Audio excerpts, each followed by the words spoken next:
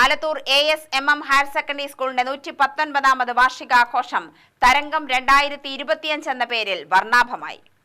വാർഷികാഘോഷത്തോടനുബന്ധിച്ച് വിരമിക്കുന്നവരെ ചടങ്ങിൽ ആദരിച്ചു. Ward member Ramla Usman ഉദ്ഘാടനം ചെയ്തു.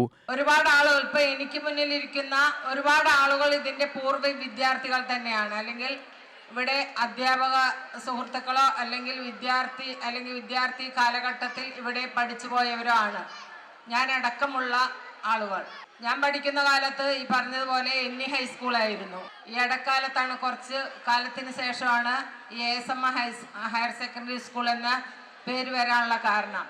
ഒരുപാട് ആളുകൾക്ക് വിദ്യ കൊടുത്തുകൊണ്ട് സമൂഹത്തിൽ ഉന്നത സ്ഥാനത്തെത്തിക്കാൻ നമ്മുടെ സ്കൂളിൽ കഴിഞ്ഞു എന്നുള്ളത് നമ്മളുടെ അഭിമാനം തന്നെയാണ്.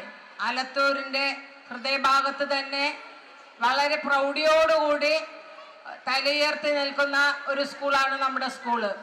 പല സാങ്കേതിക കാരണങ്ങൾ കൊണ്ട് പല രീതിയിലുള്ള പ്രയാസങ്ങൾ നമ്മുടെ സ്കൂൾ അനുഭവിച്ചുകൊണ്ടിരിക്കുന്നുണ്ട്.